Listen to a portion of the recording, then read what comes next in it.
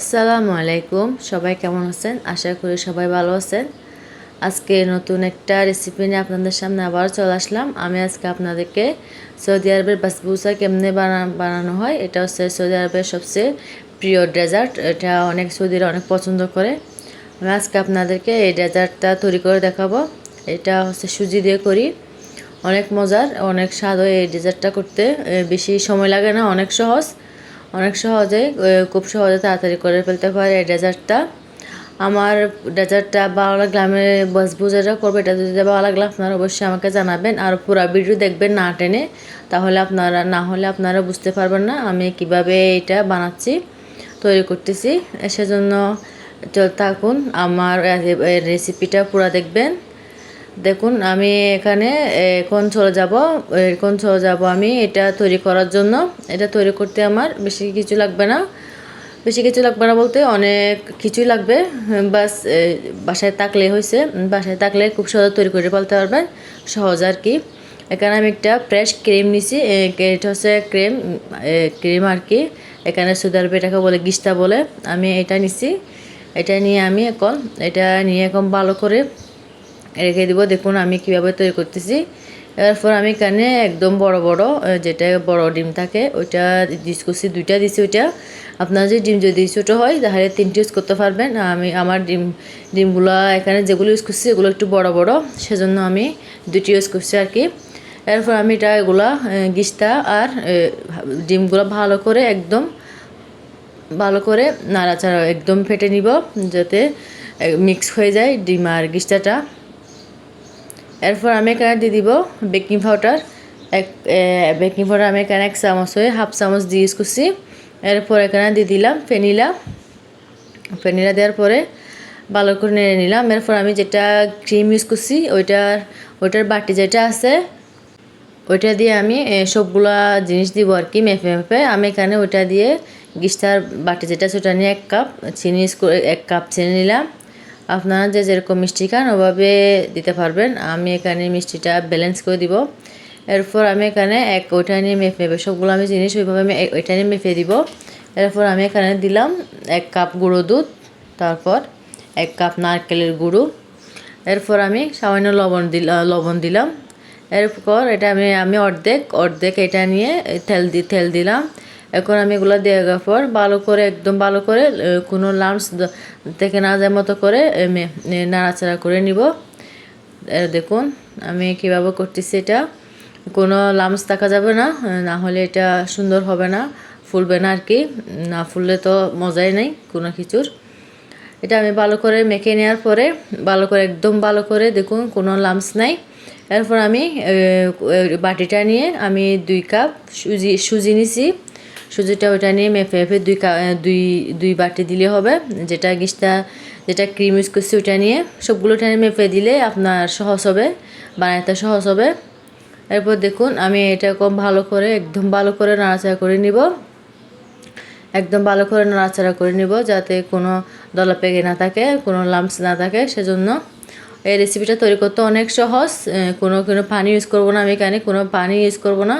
আমি এই জিনিসগুলো দিয়ে করে ফেলবো। এখানে আমি একটা সাহান নিছি, এটাকে সাহান বলে আর কি, একটা ওভেনে দেওয়ার জন্য। এখানে আমি একটা সাহান নিয়ে তেল ব্রাশ করে নিয়েছি, সামান্য একটু তেল ব্রাশ করে নিয়েছি। তেল ব্রাশ করে দেওয়ার পর আমি এখন যেটা ব্যাটার করছি বাসবুসার ওটা দিয়ে দিব। দেখুন আমি এখানে কোনো পানি ইউজ করি নাই, পানি ইউজ না করে কীরকম হয়েছে, অনেক সুন্দর হয়েছে। এটা আমি তৈরি করলে শেষে ওভেন থেকে বের করলে আপনারা বুঝতে পারবেন এটা কীরকম হবে আর কি। দেখুন এরকম হবে, কোনো পানি দেওয়া লাগবে না, খুব সহজে বানানো যায় এই বাসবুসাটা। এটা সৌদিরা অনেক পছন্দ করে, সৌদিরা মিষ্টি একটু বেশি পছন্দ করে, তাই ওদের ওইটা প্রিয় খাবার, এটা প্রিয় ডেজার্টের মধ্যে একটা পড়ে আর কি। এই তো দেখুন আমি এটা এখন একদম ভালো করে দিয়ে দিছি। এরপর একটু সুন্দরের জন্য আমি এখানে পরে সাদা তিল দিব। সাদা তিল এটাকে এখানে চিমচিম বলে, এটা আমি এখানে সাদা তিল দিয়েছি সুন্দরের জন্য, সুন্দর লাগে সেজন্য। এই তো দেখুন আপনারা চাইলে এখানে বাদামও দিতে পারেন, আমি বাদামটা দিই নাই। আমি এটা ওভেনে ঢুকিয়ে দিলাম। ওভেনে ঢুকিয়ে দেওয়ার পর আমি এখানে একটা শিরা তৈরি করব। আমি শিরাটা তৈরি করলাম। এখানে একটা হালিব দিয়ে একটা লোনা বলে হালিবের এটা হচ্ছে হালিব দিয়ে তৈরি করা আর কি। এটাকে সৌদি মধ্যে বলে লোনা। আমি এটা দেশের ভাষায় কী বলে জানি না। এটাকে এখানে আমরা বলি লোনা বলি, মানে কি হালিব দিয়ে করা আর কি। আমি এখানে এটা শিরাটা ইউজ করে শিরাটা দেবো আমি, চিনি শিরা দিব না, এটা দিব। এটা দিয়ে আমি এখন এটা অনেক ঘন হয়, একদম দুধ চার মতো আর কি, অনেক ঘন হয় কিন্তু চা না। এটা হচ্ছে কন্ডেন্স মিল্ক আর একটা হালিব দিয়ে তৈরি করছে আর কি। এখানে আমি ওইটা দেওয়ার পর এখানে আমি চিনি দিয়ে দিলাম। আমি ওখানে যেটা বাসবুজা তৈরি করছি ওখানে চিনি দিয়ে দিছি, এখানে দিয়ে দিছি, মানে কি আপনারা পরিমাণ মতো দিবেন আর কি, আপনাদের যে যার যেরকম খাওয়ার হয় সেটার মতো। এখানে আমি 2টা তেজপাতা আর এলাচ দিয়ে দিব একটু সুঘ্রাণের জন্য। এখন আমি এটা এখন চুলায় তুলে দিব, চুলায় তুলে দিয়ে সিদ্ধ করে নিব। ঘন করতে হবে না, জাস্ট সিদ্ধ হয়ে গেলে জালটা বন্ধ করে দিলে হয়ে যাবে। এই তো দেখুন আমার বাসবুসাটা হয়ে গেছে, দেখুন কি সুন্দর হয়েছে। আমি উপর থেকে নিচের থেকে অনেক সুন্দর হয়েছে, কালারটা অনেক সুন্দর হয়েছে।